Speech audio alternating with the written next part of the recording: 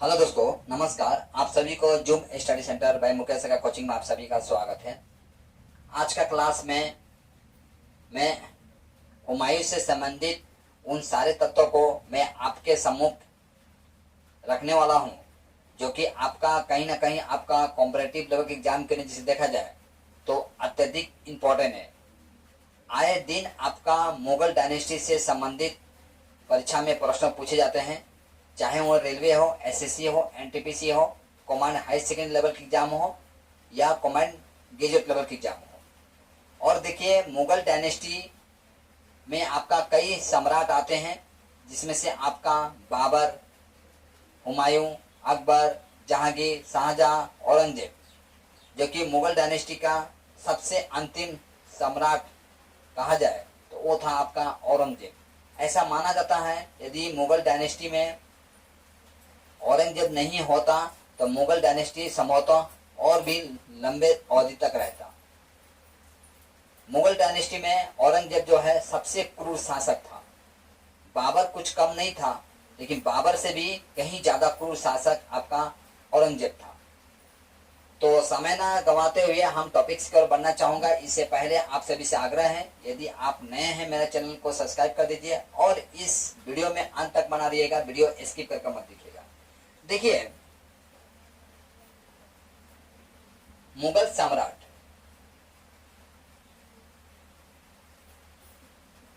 मुगल साम्राज्य मुगल साम्राज्य का संस्थापक आपका कौन थे? आपका तो मुगल साम्राज्य के संस्थापक आपका बाबर बाबर था। बाबर मुगल साम्राज्य की स्थापना कब करता है? तो ये आपका 1526 ईस्वी में मुगल साम्राज्य का स्थापना करता है। बाबर एक युद्ध लड़ता है। युद्ध था आपका पानीपत का प्रथम युद्ध।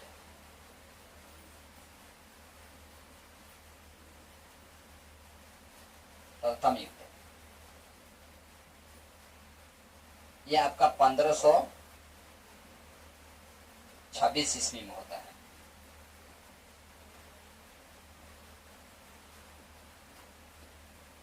इस युद्ध के पश्चात बाबर जो है आपका हिंदुस्तान में मुगल साम्राज्य का स्थापना करता है। और ये युद्ध जो है आपका किसके किसके बीच में लड़ा जाता है? तो ये युद्ध आपका बाबर और इब्राहिम लोदी के बीच में लड़ा जाता है। इब्राहिम लोदी के बीच, जिसमें आपका इब्राहिम लोदी हार जाता है, यानी शहीद हो जाता है, और बाबर जो है विजयी होता है। यह देखा गया इब्राहिम लोदी का एक साथी था जिसका नाम था आपका विक्रमजीत। विक्रमजीत जो कि आपका ग्वालियर का शासक हुआ करता था।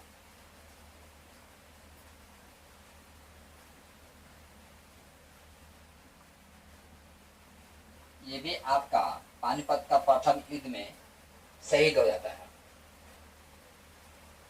और बाबर का उत्तराधिकारी यानी इसका पुत्र, बाबर का पुत्र होता है आपका हुमायूं, जो कि मुगल डायनेस्टी का द्वितीय सम्राट है। ये हुमायूं का देखा गया कि इसका 4 भाई था।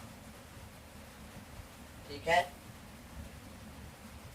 4 भाइयों में सबसे बड़ा था आपका हुमायूं, जो पिता के पश्चात आपका दिल्ली का शासक बनता है।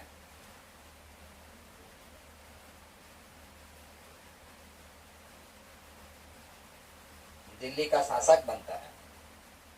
इसके पश्चात था आपका कामरान। कामरान जो है आपका काबुल और कंधार का शासक बनता है। तीसरा था आपका मिर्जा अस्करी। मिर्जा अस्करी जो है आपका, ये आपका संभल का शासक बनता है। और चौथा था आपका मिर्जा हिदार। मिर्जा हिदार जो है आपका अलवर और मेवाड़ का शासक बनता है। और मेवाड़ का शासक मुगल डायनेस्टी के समय में कौन थे आपका? मेवाड़ का शासक थे आपका राणा सांगा। हालांकि बाबर जो है इनसे भी युद्ध लगता है। युद्ध था आपका खानवा का युद्ध।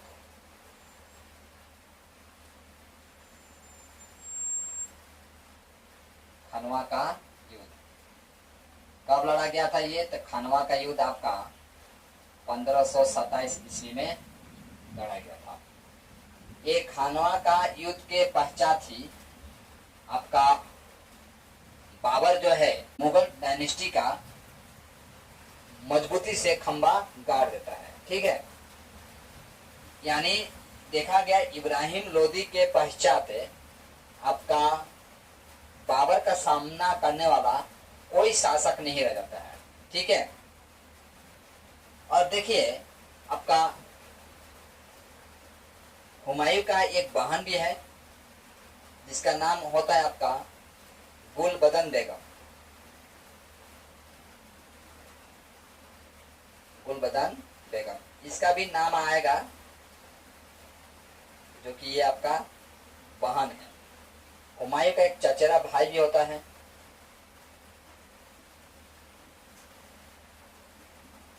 चचेरा भाई, जिसका नाम होता है सुलेमान मिर्जा। सुलेमान मिर्जा जो है आपका बदखासा प्रदेश का शासक बनता है।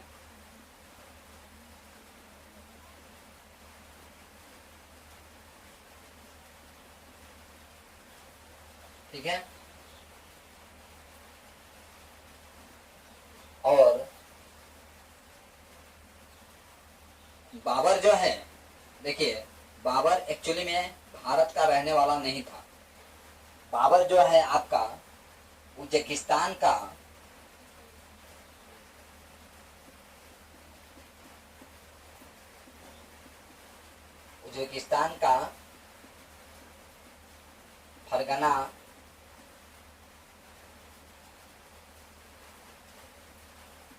फरगना प्रांत का शासक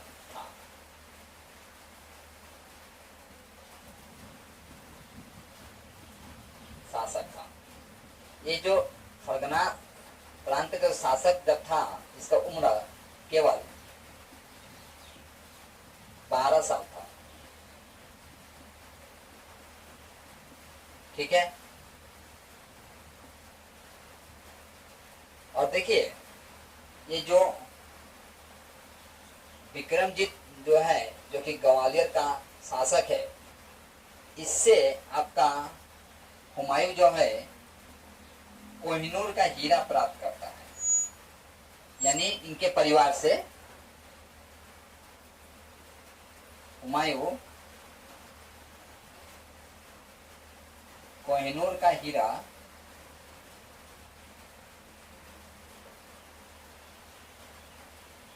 विक्रमजीत के परिवार से प्राप्त करता है।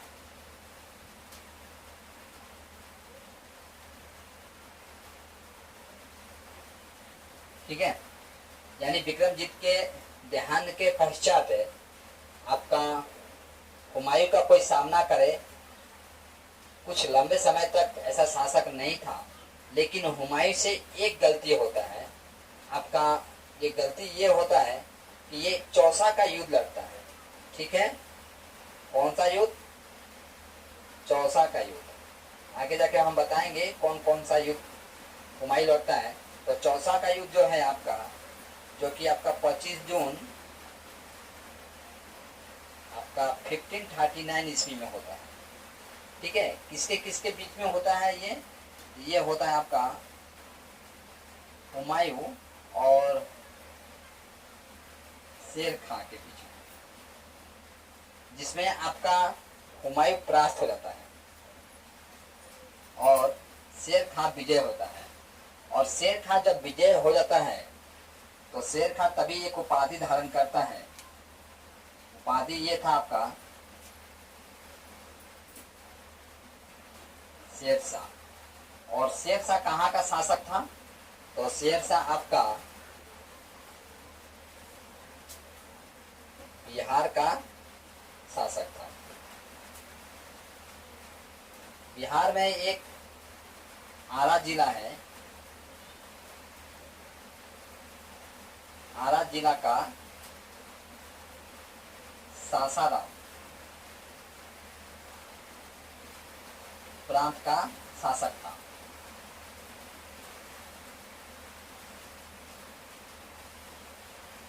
ठीक है, परीक्षा से यहाँ से एक और प्रश्न पूछा जाता है कि आपका शेरशाह का मकबरा कहाँ है?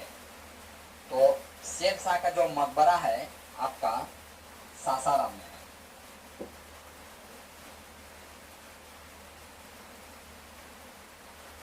सासाराम में शेरशाह का मकबरा है। आप लोग इसका स्क्रीनशॉट लेते चलिएगा। ठीक है, मैं चाहूंगा आप स्क्रीनशॉट ले लीजिए। इसके पश्चात हम लोग आगे की तरफ बढ़ते हैं। देखिए, आपका शेरशाह जो है, सॉरी हुमायूं जो है, आपका हुमायूं कई लड़ाई लड़ता है, तो उन युद्धों के ऊपर भी आपका परीक्षा में प्रश्न पूछा जाता है।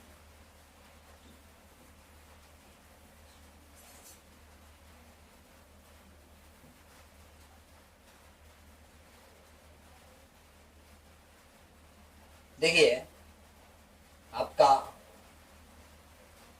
हुमायूं जो है कई युद्ध लड़ता है। उन सारे युद्धों को हम लोग बारीकी से डिस्कस करते चलेंगे।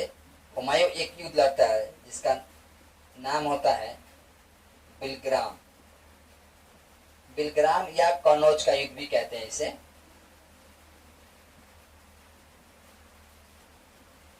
कन्नौज का युद्ध परीक्षा में यहाँ से पूछा जाता है, बिलग्राम या कन्नौज का युद्ध किसके किसके बीच में हुआ था, अब और कब हुआ था? तो ये हुआ था आपका 17 मई आपका 1540 ईस्वी में।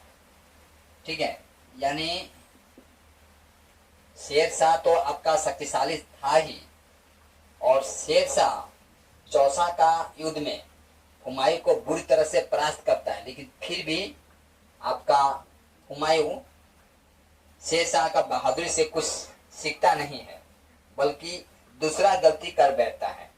और आपका हुमायूं जो है बाबर की तरह एक वीर योद्धा नहीं था, यानी इसका रणनीति जो है या युद्ध नीति बाबर की तरह कौशल नहीं था।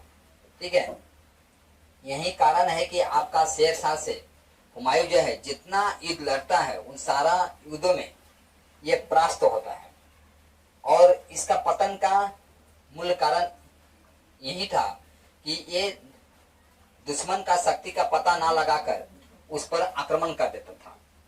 शेरशाह को ये अत्यधिक कमजोर समझता था, लेकिन शेरशाह इससे कहीं ज्यादा शक्तिशाली निकलते हैं। और परिणाम यह होता है कि हुमायूं को, जो कि दिल्ली का शासक था हुमायूं, उससे वो वंचित हो जाता है। ठीक है, तो ये लड़ाई आपका कन्नौज का जो युद्ध है, ये युद्ध आपका हुमायूं और शेरशाह के बीच में होता है। शेरशाह जिसमें विजय होता है और हुमायूं जो है परास्त होता है। इसके पश्चात देखा गया आपका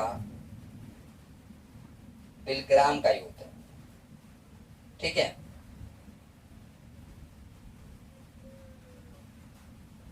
बिलग्राम का युद्ध के पश्चात आपका शेर शाह का जो मन है थोड़ा बदल जाता है और वो क्या करता है, आपका सिंध प्रांत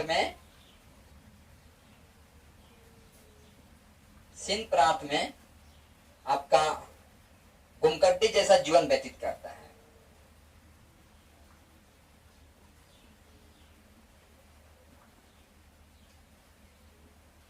जैसा जीवन व्यतीत करता है।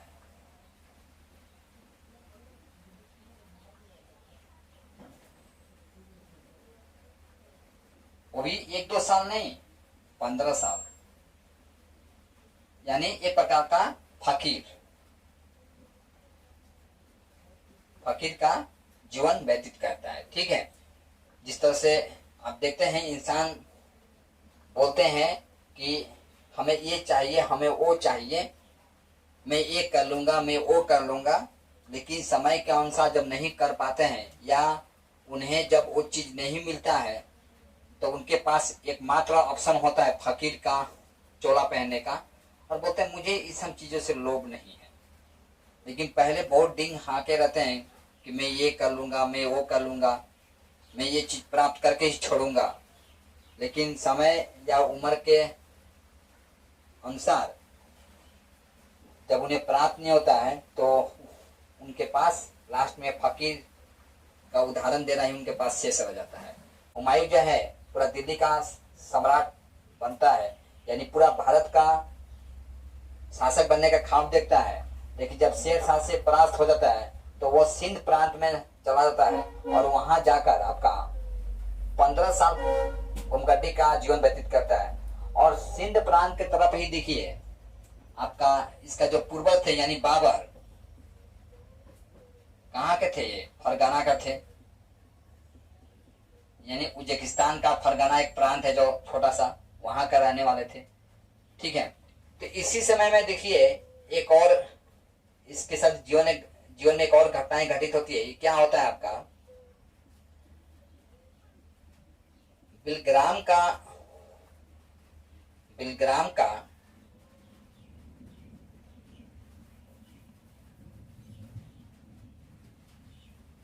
देखिए इसी समय में एक और घटना एक घटित होता है इसके साथ है। हिंदाल का आध्यात्मिक गुरु जिनका नाम होता है आपका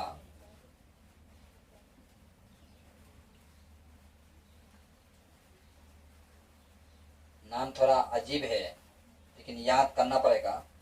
आपका नाम है उनका मीर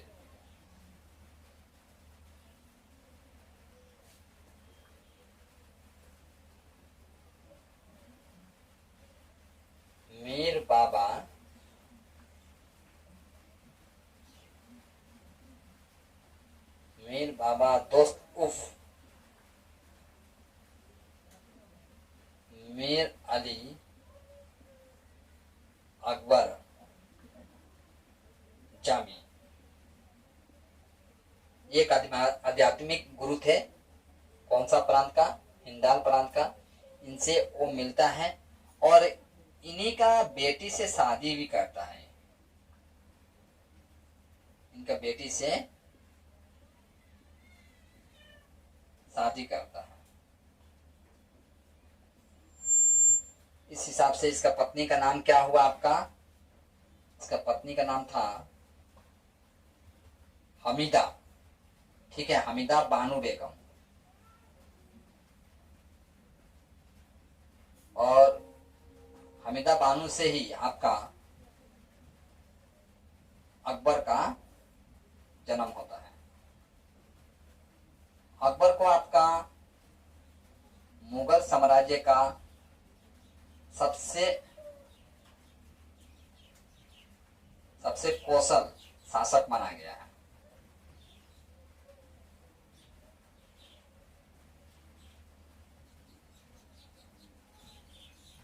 यानी अकबर जो है अपने साम्राज्य को बनाए रखने में आपका हिंदू का भी साथ देता है, विशेषकर आपका मेवाड़ प्रांत का। मेवाड़ प्रांत का छोटे शासकों का साथ लेता है।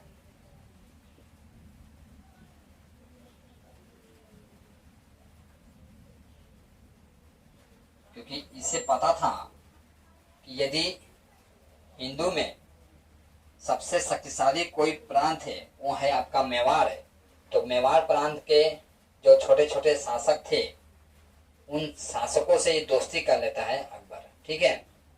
और उनके बेटियों से ये शादी भी रचाता है, जिसके कारण ये दामाद भी कहलाता है, ठीक है। ये दामाद भी बन जाता है आपका, कौन? अकबर, ठीक है। यही कारण है कि आपका अकबर जो है बड़ी सोची समझी रणनीति के तहत ये अपना साम्राज्य को अच्छी तरह से चला पाता है, ठीक है। तो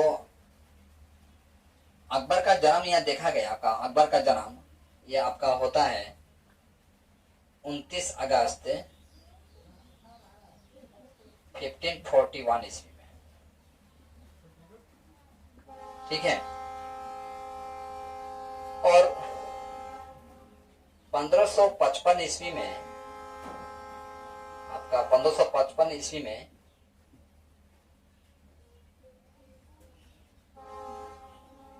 हुमायूं ने पंजाब के सूरी शासक सिकंदर को परास्त करके पुनः दिल्ली का सिंहासन हासिल करता है।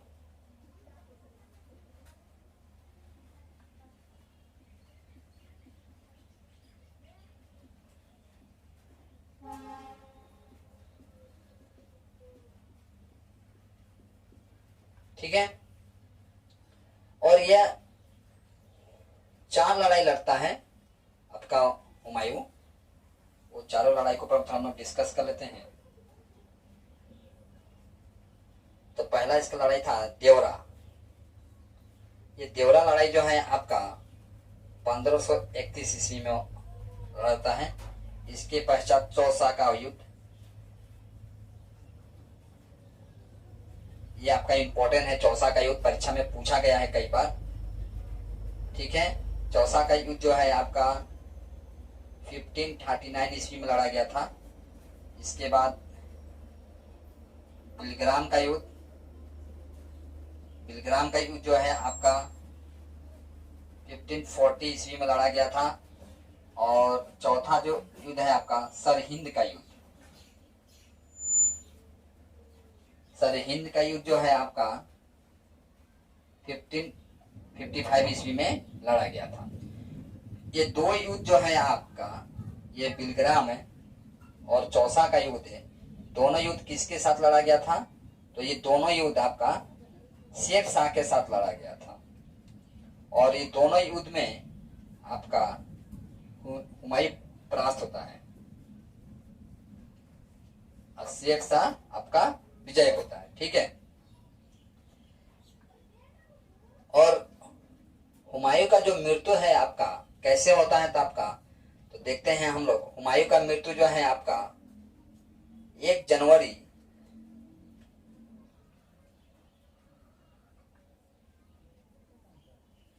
1556 ईस्वी में दीनपना में स्थित जगह का नाम है दीनपना।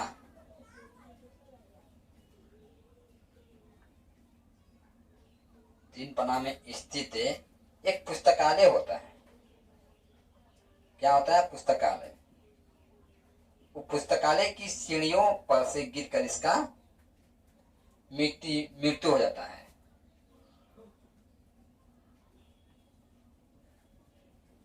सीढ़ियों से गिरकर होता है।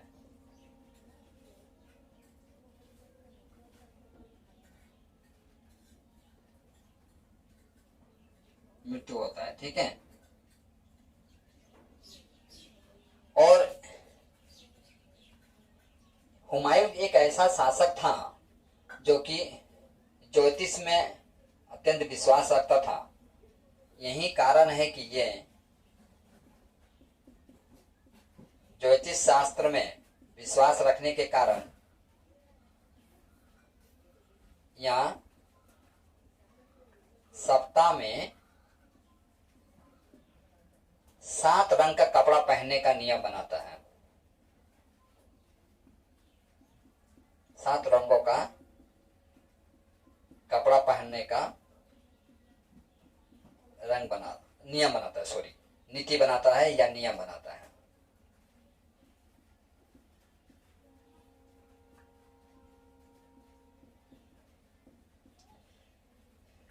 इसके जो जीवन है, जीवन से संबंधित एक पुस्तक लिखा जाता है। तो पुस्तक कौन लिखता है आपका? इसका अपना बहन, जिसका नाम होता है आपका गुलबदन बेगम।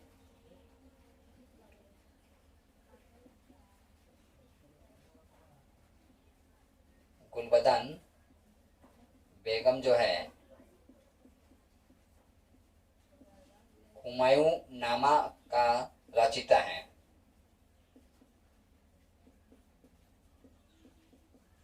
ठीक है, जो कि हुमायूं का जीवन से संबंधित है।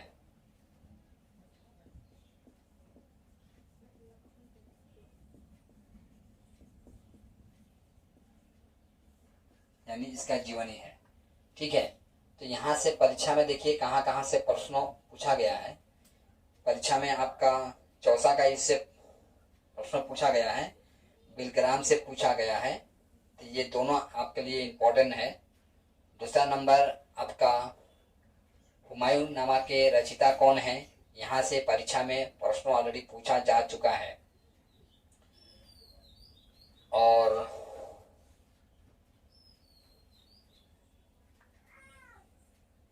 ये 3 है, 3 जो है आपका इम्पोर्टेंट है। ऐसे आप परीक्षा का नजर से देखते हैं तभी आपके लिए सभी इम्पोर्टेंट बन जाता है। देखिए परीक्षा की नजर से देखते हैं आपके लिए सारा इम्पोर्टेंट बन जाता है। देखिए मुख्य रूप से ये 3 जो देख रहे हैं, तो ये तीनों से आपका कई परीक्षा में ऑलरेडी प्रश्न पूछा जा चुका है। तो मैं चाहूंगा इसका आप स्क्रीनशॉट ले लीजिए।